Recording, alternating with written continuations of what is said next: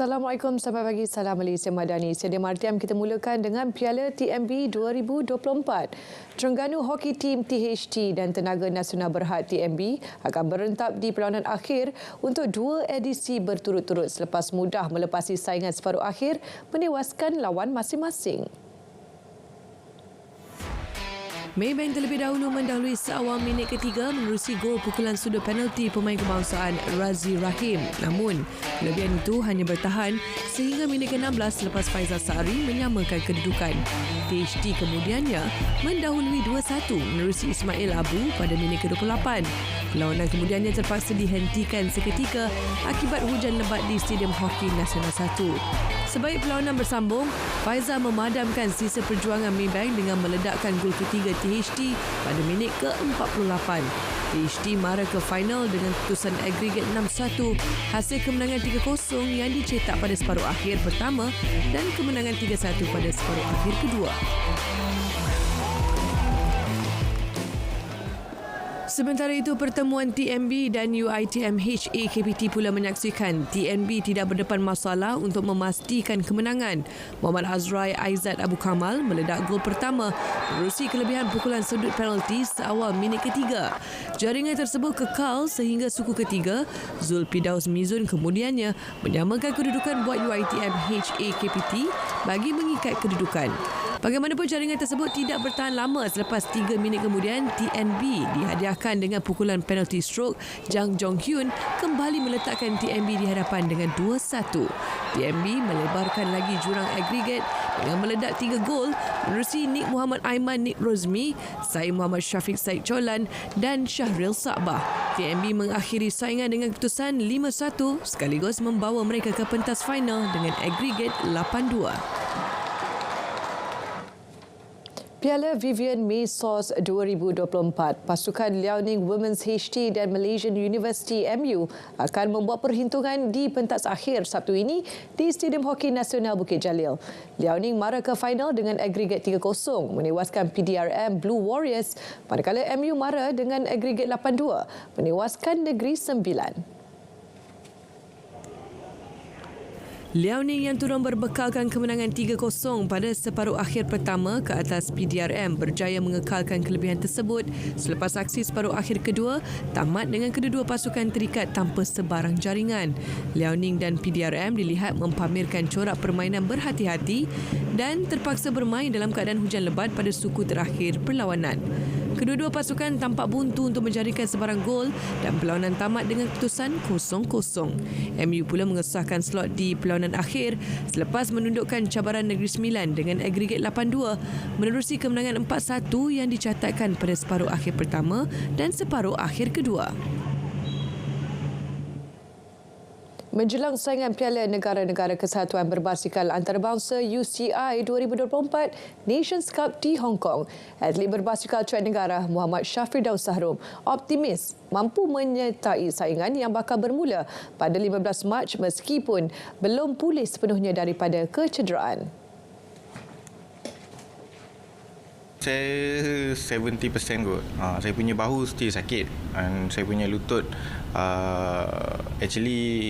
doktor cakap yang benda tu susah nak baik, saya punya lutut. Tapi itulah try to kurangkan ataupun berjaga-jagalah dekat gym. Shafridaus cedera ketika menjalani sesi latihan di Velodrome Nasional Nilai pada Januari.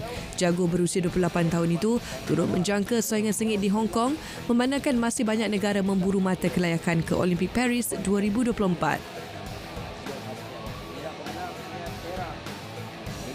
Sebab orang semua tengah kejar yang mana negara-negara yang masih jauh dengan Olympic qualification, dia orang akan pergi kan, datang kan. And itulah macam saya cakap, dekat Nation Cup tu pun kena hati-hati sebab negara yang dia orang punya point jauh tu dia orang desperate. So perlumbaan tu agak bahaya juga.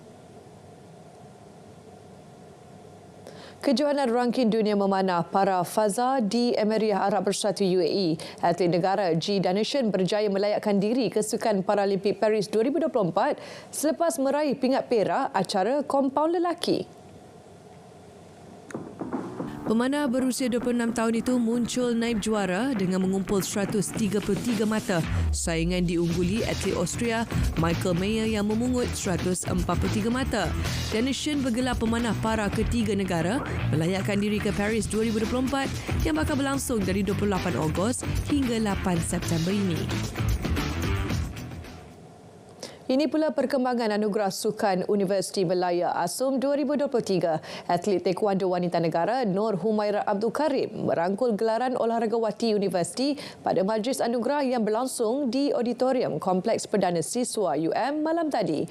Pengiktirafan itu hasil pencapaian cemerlangnya memenangi pingat emas Sukan SEA 2023 Kemboja dalam acara Pumse Individu Wanita. Menurut atlet berusia 23 tahun itu, kejayaan ini akan dijadikan pembakar semangat untuk terus menyinar di pentas antarabangsa.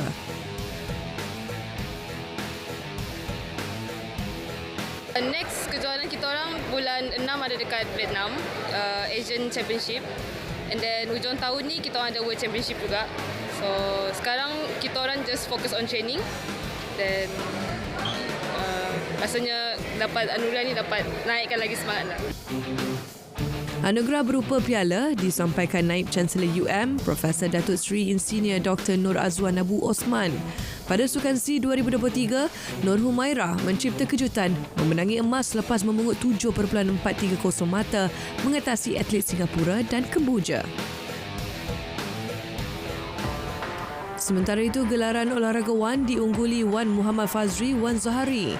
Atlet berusia 23 tahun itu tampil cemerlang dengan penampilan sulung di Sukan SEA 2023 membawa pulang pingat gangsa dalam acara 800 meter. Saya nak berterima kasih kepada tim olahraga UM, especially tim olahraga UM sebab banyak support saya dari segi banyaklah, dan ni banyak memberi sedikit banyak kepada saya motivasi untuk lebih perform dalam acara saya lah, iaitu 800 meter. Kementerian Belia dan Sukan KBS melalui eSports Integrated ESI memperkenalkan suatu peruntukan khusus e-sukan iaitu Dana e-sukan KBS pada tahun lepas. Timbalan Menterinya Adam Adli Abdul Halim berkata, inisiatif perintis ini sebagai galakan kepada penggiat industri e-sukan tempatan menganjurkan lebih banyak program dan pertandingan. Bagi tujuan untuk mengenegahkan bakat-bakat baru e-sukan ini, kejohanan utama yang diterajui oleh Kementerian Belia dan Sukan adalah Malaysia eSports League yang dilaksanakan sebanyak 3 edisi bermula tahun 2021 hingga 2023 yang telah pun mendapat penyertaan seramai 26,000 orang peserta sejak daripada diperkenalkan. Tambahnya 14 projek dengan jumlah peruntukan keseluruhan RM250,000 telah dan sedang dijalankan. Ini termasuk di beberapa kawasan luar bandar seperti Simunjan, Sarawak, Ranau Sabah dan Alur Gajah Melaka.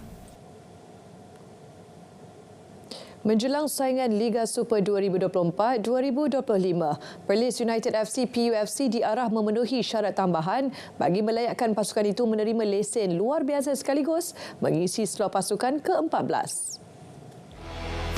Keputusan itu dibuat selepas ahli Lembaga Pengarah Liga Bola Sepak Malaysia MFL mendengar permohonan PUFC menerusi cadangan daripada First Instance Body FIB. Ketua Pegawai Eksekutif MFL Datuk Stuart Ramalingga berkata, FIB telah membuat penilaian teliti terhadap semua dokumen yang diserahkan PUFC.